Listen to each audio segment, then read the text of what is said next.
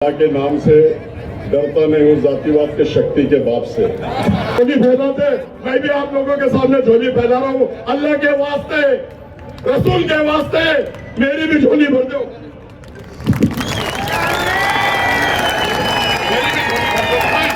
एक बार भर दो, एक बार भरेंगे तो बार बार भरते रहेंगे, ऐसा मैं कहता हूँ। भाई लोग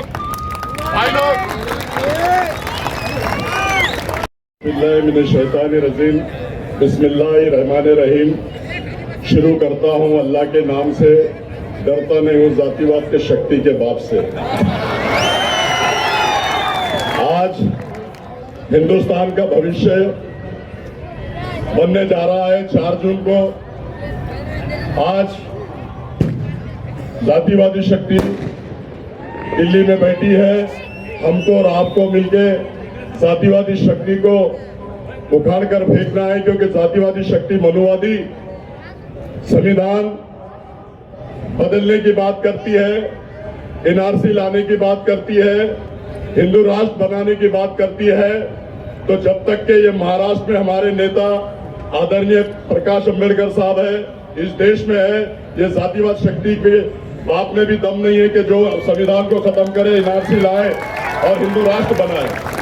आज मैं आप लोगों को बताता चलूं कि आप सबको माननीय आदरणीय प्रकाश अंबेडकर साहब को सुनना है, लेकिन जो ये रूमर्स फैला रहे हैं, जो हवा फैला रहे हैं कि प्रकाश अंबेडकर साहब ने एक मुसलमान के खिलाफ मुसलमान दिया, तो मैं आप लोगों को बता दूं कि पूरी शिद्दत और पूरी ताकत के साथ प्रकाश अंबेडकर साहब का ये सिपाही आप लोगों के सामने बोलता है, पूरी ताकत के साथ। बाला साहब मेरे पीछे खड़े हैं, दलित समाज मेरे पीछे खड़ा है। 2 से 2.5 लाख वोट बाला साहब के शुरू होंगे और उनको 1 से 2.5 लाख तक आना पड़ेगा। मैं मुस्लिम भाइयों 25 साल से आप लोगों की खिदमत कर रहा हूं, आप लोगों के साथ हूं, हर मसले मसाइल में मैं आप लोगों के साथ आता हूं। तो आप लोगों को आने वाली 4 तारीख को, 13 तारीख को 4 नंबर के बटन को दबा के भारी अक्सरियत से, मुझे नहीं, बाला साहब को आपको ताकत देना है, बाला साहब के साथ सिपाही को ताकत देना है और लोकसभा में जाकर मोदी और अमित शाह की आंखों में आंखें डालकर ये अफसर खान बात करेगा, ऐसा मैं कहता हूं। दूसरी बात मैं ये बता दूं कि बाला साहब पूरी डंके की चोट पे अफसर खान के पीछे खड़े हैं और डंके की चोट पे अफसर खान औरंगाबाद शहर से और जिले से चुन के आएंगे। डंके की चोट पे आप लोग मुझे साथ देंगे। और ये लोग बोलते हैं तो सुन लो, ये कितने लोगों को कहां गिराते हैं। अभी हैदराबाद की इलेक्शन हुई, 4 उम्मीदवार वहां मुसलमान थे, जिसमें मोहम्मद अजहरुद्दीन जो वर्ल्ड फेमस प्लेयर है, उसके सामने मुस्लिम कैंडिडेट दे दिया। शब्बीर अली डिप्टी सीएम, उनके खिलाफ मुस्लिम उम्मीदवार दे दिया और 2 भाइयों के खिलाफ मुस्लिम उम्मीदवार दे दिया। चारों को गिराने का काम किसने किया? इन लोग ने किया। अरे बाला साहब तो चुना कर लाने के लिए अफसर खान को दिए हैं और अल्लाह के फजलो करम से आप लोगों को सिर्फ साथ देना है और बाला साहब मेरे साथ है, दलित समाज मेरे साथ है और आप लोगों को साथ दे के मुझे चुना कर देना है। दूसरी बात मैं आपको बता दूं, बॉम्बे में आरिफ नसीम खान को 250 वोटों से गिरा दिया गया, बाबा सिद्दीकी को गिरा दिया गया, नवाब मलिक को गिरा दिया गया, फरहान आजमी को गिरा दिया गया। किसने गिराया? इन लोगों ने गिराया और ये हम इनको बंद कर देगा, हम उनको गिराने के लिए खड़े। अरे हम तो डंके की चोट पे चुन के आने के लिए खड़े। अगर तेरे को गिराना होता तो तू 4400 वोटों से आया, 2019 में मैं खड़े रह के तेरे को गिरा देता। लेकिन बाला साहब ने आज मुझ पर विश्वास किया और बाला साहब ने ऐलान किया नेशनल चैनल पे कि औरंगजेब के शहर से, औरंगाबाद से अगर कोई जीतेगा दूसरी बार तो मुस्लिम उम्मीदवार अफसर खान ही जीतेगा। ये बाला साहब की आवाज है।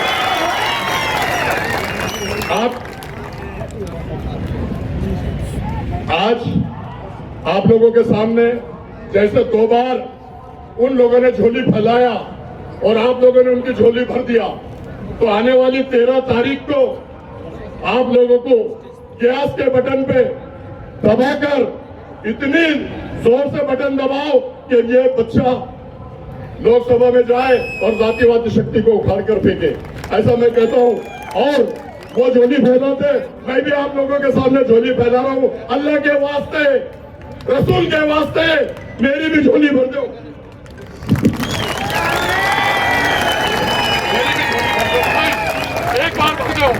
एक बार भरेंगे तो बार बार भरते रहेंगे, ऐसा मैं कहता हूं। भाई लोग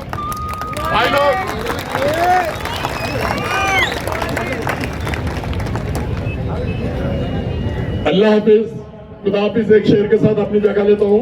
प्रकाश अंबेडकर साहब को आपको सुनना है।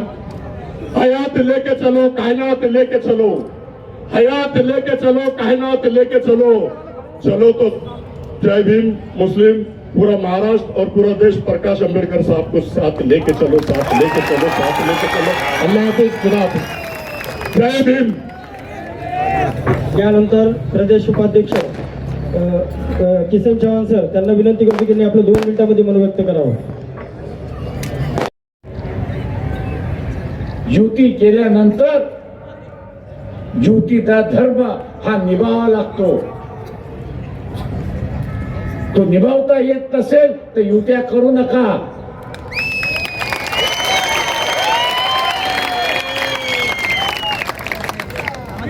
युत्या करता येत नसेल आणि धर्म निभावता येत नसेल तर युत्या करू नका। मुस्लिम बांधवांना माझं असं आव्हान आहे की हिंदू समाजामधला जो सेक्युलर मिजाज आहे त्यांनी आपल्या समाजाच्या विरोधात जाऊन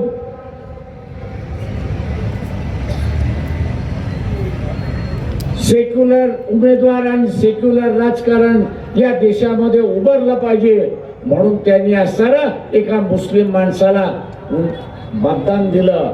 त्याची कदर तुम्हाला आहे की नाही? आणि मुस्लिम बांधव हे जर कदर करणार नसतील तर येत्या काळामध्ये तुमच्या बरोबर कोण उभं राहणार नाही, हे लक्षात घ्या। इथल्या मौलवींना सुद्धा इशारा देतोय की मानवतेच्या नात्याने आम्ही तुमच्या बरोबर उभे राहू,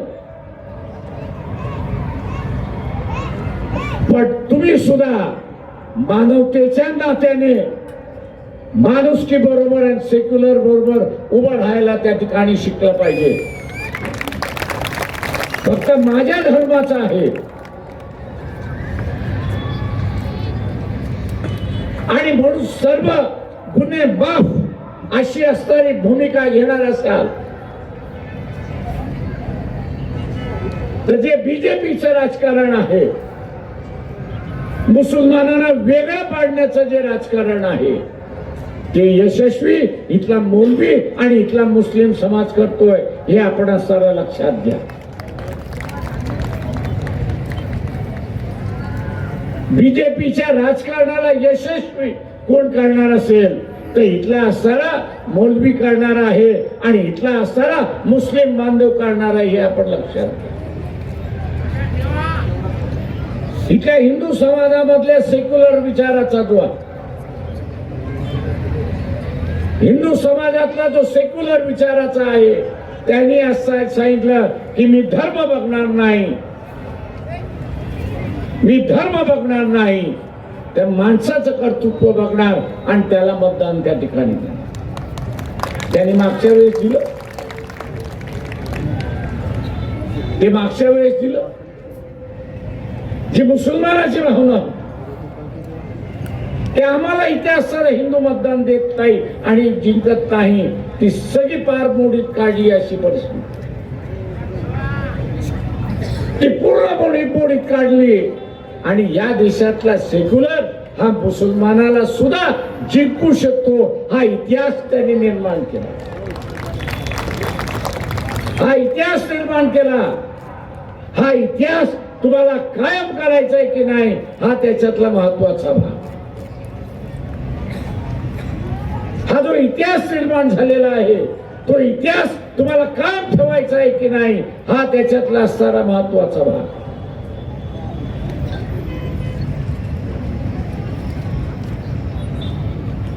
कालच मोदीचं वाक्य होतं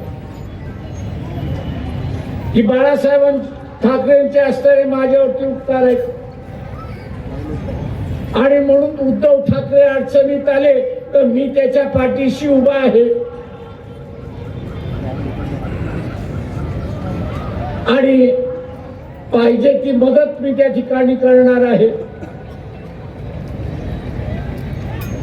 हे उद्याच्या येणाऱ्या राजकारणाची नांदी आहे, हे आपण लक्षात घ्या. ही उद्याच्या राजकारणाची नांदी आहे. वाटाघाटी ज्यावेळेस चालल्या होत्या त्यावेळेस आम्ही पहिल्यांदा म्हणालो होतो की आपण सेक्युलर मतावरती जिंकून येणार आहोत आणि म्हणून सेक्युलर मतदाराला हे आश्वासित करू की 5 वर्ष आम्ही भारतीय जनता पक्षाबरोबर समझोता करणार. हे आश्वासन आपण देऊ. हे आश्वासन द्यायला राष्ट्रवादी तयार नव्हती आणि हे आश्वासन द्यायला शिवसेना ही तयार नव्हती. शिवसेना ही तयार नव्हती. मी आता असणारा काही मुस्लिमांचं बघतोय, नाही आपण सेक्युलर पार्टियों को वोट देना चाहिए. अरे कौन सेक्युलर?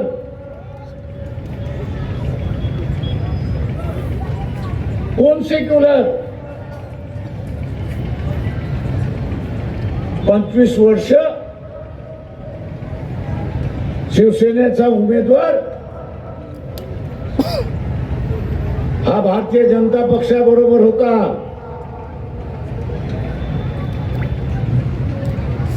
भारतीय जनता पक्षाबरोबर होता.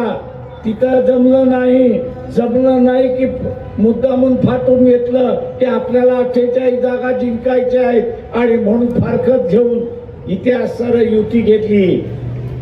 आम्हाला शंका होती म्हणून आम्ही म्हणालो की बाबा सेक्युलर मतदाराला आश्वासन देऊ की 5 वर्ष आम्ही त्या ठिकाणी जाणार नाही, बीजेपी बरोबर जाणार नाही. आश्वासन दिलं नाही आणि इलेक्शनच्या दरम्यानच आपल्याला दिसतंय की मोदी हे सांगत चुकलेले आहेत की काळजी करू नका, उद्धव ठाकरे आणि त्यांची सेना आपल्याकडे आल्याशिवाय राहणार नाही. आल्याशिवाय राहणार नाही हे संकेत आहेत. ही दिशा आहे. आणि मग मी इथल्या मुसलमानांना विचारतो किस जबान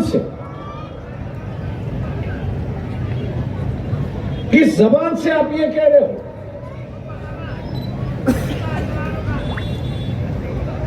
कि शिवसेना जो है ये सेक्युलर हो गई, सेक्युलर मिजाज का दिमाग हो गया. कांग्रेस ने एक वॉशिंग मशीन का एडवर्टाइजमेंट दिया और कहा है कि मोदी जी वॉशिंग पाउडर डाल के उनको धुलाते हैं और उनका दाग जो है, दामन का दाग जो है वो निकल जाता है. मैं इन मुसलमानों से पूछना चाहता हूं कि कांग्रेस ने ऐसी कौन सी मशीन निकाली है? कांग्रेस ने ऐसी कौन सी मशीन निकाली है कि जिसमें उसको अंदर डालो और धार्मिक आदमी जो है वो सेक्युलर बन जाता है, पूरी विचारधारा उसकी बदल जाती. मुखौटा तो हर वक्त कोई बदलता रहता, लेकिन मुखौटे के पीछे जो असली तस्वीर है वो ही सामने लेने के चलिए. ये मुखौटा जो है ये दिखावा. अगर मुस्लिम समाज यहाँ पे चूक गए, अगर मुस्लिम समाज यहाँ पे चूक गया तो मान लो दोबारा ये मौका आपको मिलेगा. ये बात मैं नहीं कह रहा हूं. इस देश की जो अर्थ मंत्री है निर्मला सीतारामन, उनके जो पति है परकला प्रभाकरन, उनकी 10 या 12 दिन पहले वीडियो पे मुलाकात है और उस वीडियो के मुलाकात में उन्होंने कहा है कि अगर दोबारा मोदी चुन के आते हैं तो संविधान के बचेगा तो नहीं, लेकिन उन्होंने मुसलमानों को आगाह किया है, ईसाइयों को उन्होंने आगाह किया है, और ये कहा है कि अगर बीजेपी और मोदी दोबारा सत्ता पर आते हैं तो मुख्यमंत्री के वक्त में जो गोधरा में हुआ, मुख्यमंत्री के वक्त जब गोधरा में हुआ और प्राइम मिनिस्टर होते हुए जो मणिपुर में हुआ कत्लेआम जो हुई, वही सिलसिला वो कह रहे हैं कि भारत के गली गली में होगा, भारत के गली गली में होगा। ये कोई छोटा मोटा आदमी नहीं है।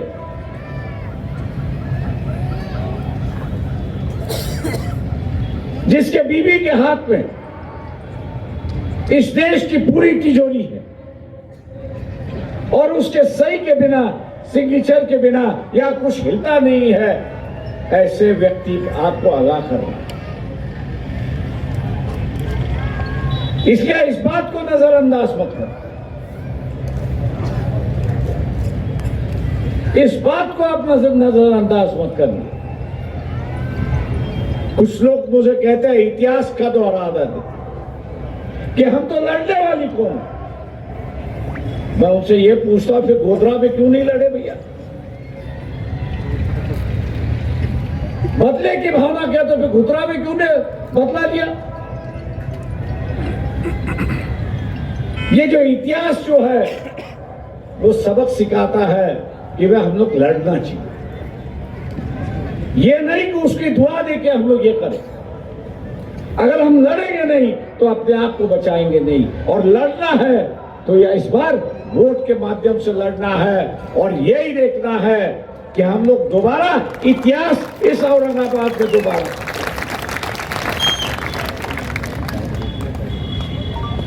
जैसे मैं पहले वक्ताओं ने यहां पर कहा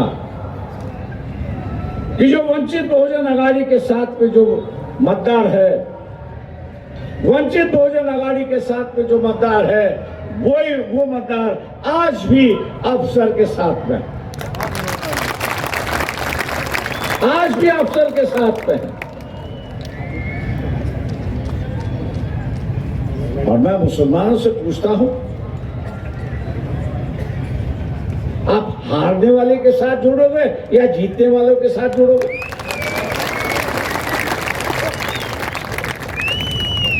गलतियां तो मुसलमान करते आ रहा है। औरंगजेब पे मजहब पर वंचित बहुजन अघाड़ी गए। मोहम्मद पैगंबर का दिल जो है वो वंचित बहुजन अघाड़ी ले आई। हिजाब के खिलाफ यहीं सम्मेलन होने वाला था और उस लड़की का सत्कार होने वाला था। कौन कह रहा था? तो यहाँ वंचित बहुजन अघाड़ी। और मैं नहीं समझता कि आपके रुझान जो है वो कांग्रेस की तरफ है कि जिसने आपके समाज को एक उम्मीदवारी नहीं, महाराष्ट्र में एक भी उम्मीदवारी नहीं, राजस्थान में एक उम्मीदवारी नहीं, मध्य प्रदेश में एक उम्मीदवारी नहीं, और मुसलमान आज ये कह रहा है कि हम कांग्रेस के साथ जुड़े। जो गलतियां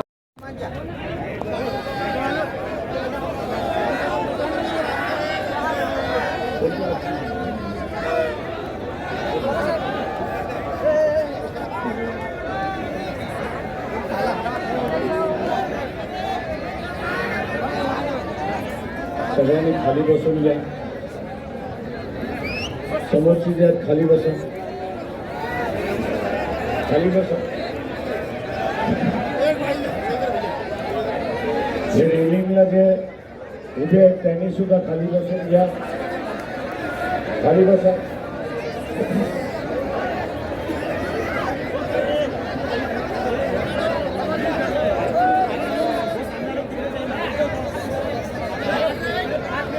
इकडचे सुद्धा आहे ते खाली बसून घ्या, पाठीमागचे बोलावून करतात।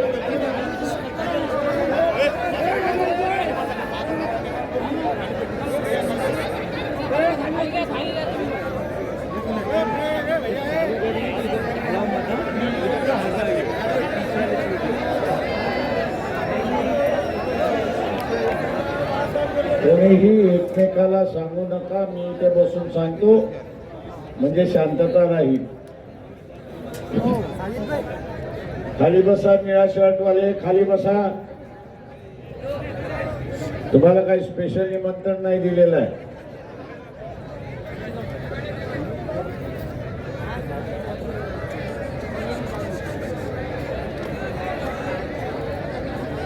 तेरा तारखेला जे निवडणुका होतात आहेत त्याच्यामध्ये मराठवाड्यातले असणारे 3 उमेदवार आहेत. औरंगाबादचे उमेदवार आहेत अफसर खान, जालना जिल्ह्याचे आहेत उमेदवार प्रभाकर बखलेजी आणि बीडचे असणारे उमेदवार आहेत अशोक हिंगे. या तिघांची ही निशाणी गॅस सिलेंडर आहे, हे आपण सगळ्यांनी लक्षात ठेवलं पाहिजे. मित्रो,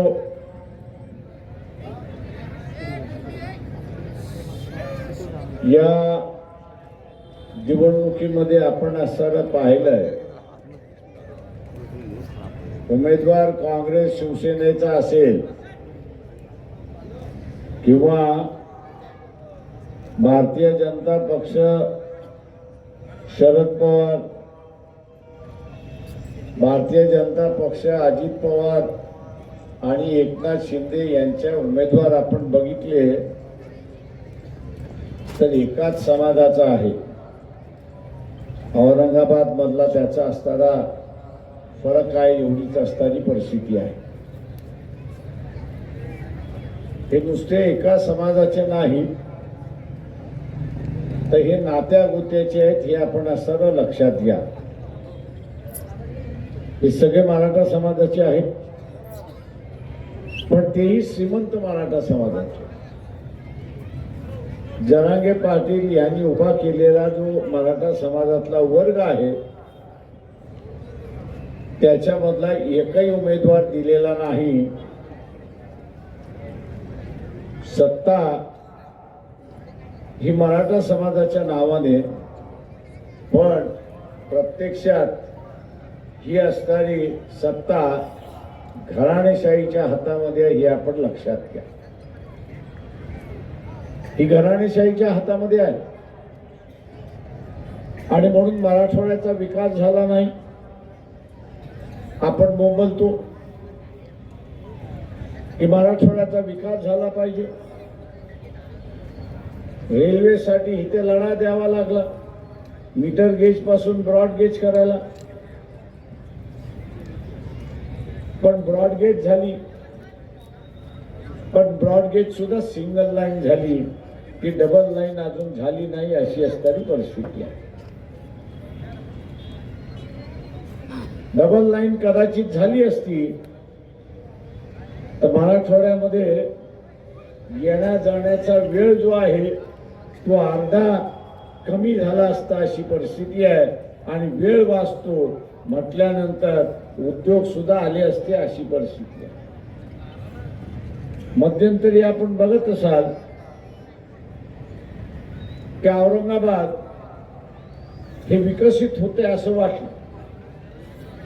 वेगवेगळ्या कंपन्या यायला लागल्या, त्याच्यातल्या फक्त असणाऱ्या 4-5 कंपन्या टिकल्या, उरलेल्या कंपन्या भूर झाल्या, अशी परिस्थिती आहे.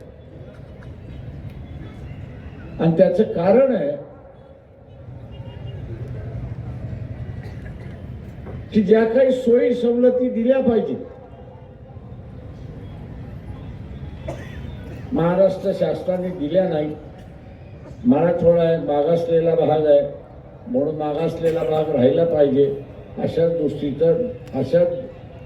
दृष्टीने महाराष्ट्र शासन बघत आलं, अशी परिस्थिती आहे. माझं आव्हान आहे आपल्या सगळ्यांना की आपल्याला असणारं हे बदलायचं असेल तर इथलं सत्ता परिवर्तनातलं बदल झाला पाहिजे. आणि सत्ता परिवर्तनातला बदल झाला तर मराठवाड्याचा विकास झाल्याशिवाय राहणार नाही, हे आपण लक्षात घ्या. ज्या घराणेशाहीला आपण सत्ता देतोय ज्या घराणेशाहीला आपण असणारा सत्ता देतोय ते शरीराचा एक डावा हात आहे आणि एक उजवा हात आहे. तो शरीरातला डावा हात आहे आणि उजवा हात आहे. सत्ता उजव्या हातात आली काही, डाव्या हातात आली काही, ती शरीराकडेच आली म्हणजे कुटुंबाकडे आली अशी परिस्थिती आहे. आणि म्हणून आपल्याला या ठिकाणी नाचवण्यात येतं. इलेक्शनच्या वेळेस हे दोघं कोंबड्यांसारखे झुंजतात आणि आपल्याला असं वाटतं की यांची झुंज खरी झुंज आहे, पण यांची झुंज ही नौटंकीची झुंज असते. आपण लक्षात घ्या. देखावा असतो, फसवागिरी असते. इलेक्शनच्या दिवशी मतदान झालं की दुसऱ्या दिवशी दोघं एका हॉटेलमध्ये खाताना आपल्याला दिसतात आणि मग आपण म्हणतो अरे बाबा आत्ता तर भांडत होते ना, आत्ता कसं जमलं. त्यांचं भांडण कधीच नव्हतं. तुम्हाला फसवायचं होतं म्हणून भांडण होतं. काही प्रमाणात असणार तीच बाब या ठिकाणी होते हे आपण लक्षात घ्या. मी इथल्या मुस्लिम बांधवांना सांगणार आहे की मुस्लिम मतावरती तुम्ही असणारा सीट जिंकू शकत नाही अशी परिस्थिती आहे. चंद्रपूरमध्ये काँग्रेस पक्षाची असणारी उमेदवार मिसेस धानोरकर यांनी स्टेटमेंट केलं. जिंकणारी बाई होती असं मी त्या ठिकाणी मानतो. तिने स्टेटमेंट असं केलं की जिल्हा परिषदेची सत्ता, आमदारकीची सत्ता आणि खासदारकीची सत्ता ही कुणबी समाजातच असली पाहिजे. हिने स्टेटमेंट काय केलं की जिल्हा परिषदेची सत्ता, नगरपालिकेची सत्ता, आमदारकीची सत्ता, खासदारकीची सत्ता ही कुणबी समाजातच राहिली पाहिजे. चंद्रपूर मधल्या मतदारांनी सांगितलं आता तुला आम्ही बघतो, आम्ही तुला बघतो.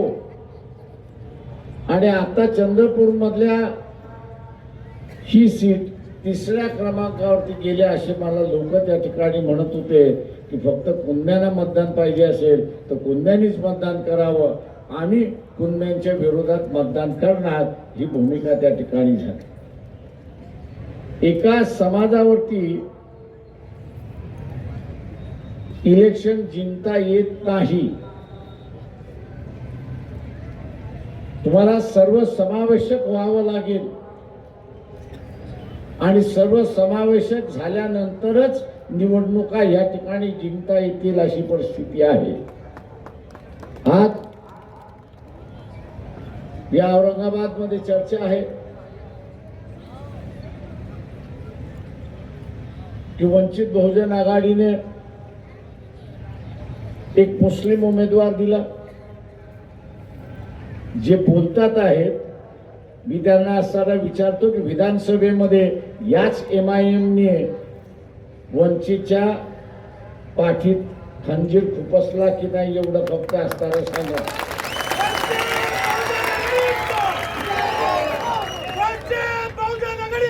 फक्त मुस्लिम मतांवरती असणारा MIMचा उमेदवार जिंकून आला नाही, ते MIMचा उमेदवार जिंकून आला इथल्या OBCच्या मतावरती जिंकून आला, हे एवढं लक्षात घ्या. मुस्लिम कार्यकर्ता मुसलमानाच्या विरोधात भूमिका घेत नाही. मुस्लिम समाज पाठीमागे राहिलाय त्याचं एकमेव कारण की त्याच्या समाजातला वाईट माणूस मुस्लिम कार्यकर्ता वाईट असला तरी त्याच्या विरोधात तो भूमिका घेत नाही आणि त्याला सांगत नाही की तू असताना सुटलेला आहेस. आभार. परंतु एक गोष्ट सांगू इच्छितो की अफसर खान यांची निशाणी गॅस सिलेंडर नंबर 4, बीडचे उमेदवार अशोक इंगे पाटील यांची निशाणी गॅस सिलेंडर नंबर 5 आणि जालन्याचे उमेदवार बकले मामा यांची निशाणी गॅस सिलेंडर नंबर 6. या 4, 5, 6 अनुक्रमे यांचे नंबर आहेत, परंतु चिन्ह एकच आहे, गॅस सिलेंडर. धन्यवाद.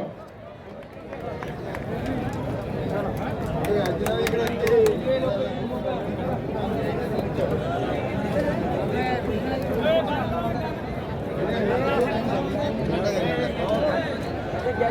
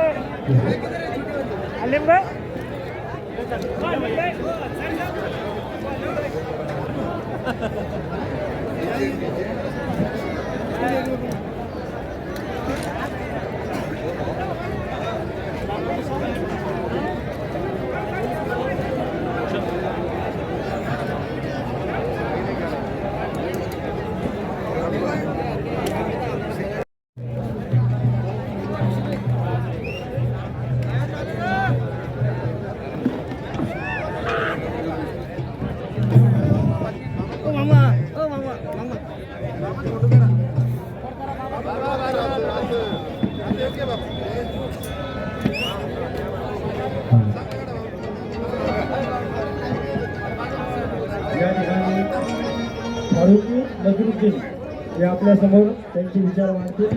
मी त्यांना विनंती करतो की त्यांनी या ठिकाणी आपले विचार मांडावे.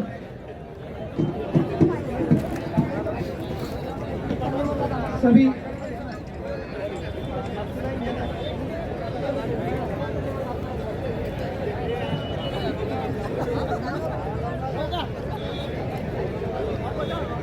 अस्सलाम वालेकुम, जय भीम, जय भीम। प्रकाश अंबेडकर साहब तुम आगे बढ़ो, प्रकाश अंबेडकर साहब तुम आगे बढ़ो, अफसर भाई तुम आगे बढ़ो। आने वाली 13 तारीख को हमें इस ऐतिहासिक शहर में इतिहास रचना है। आने वाली 13 तारीख को जनाब अफसर खान साहब को हमें बहुमत से जिताना है। आज हम यहाँ जो जमा हुए हैं, हमारा मकसद है कि हम मोदी, अमित शाह, योगी जोगी और पूरे ढोंगी